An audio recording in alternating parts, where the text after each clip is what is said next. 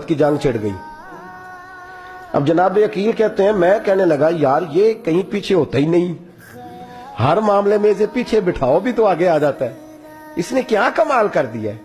कहते आहिस्ता आहिस्ता ना, मैं जवान था, अभी नौजवानी का आलम था, तो वो खास पहलू मैं समझने से अभी कासर था। तवज्जो है आपकी।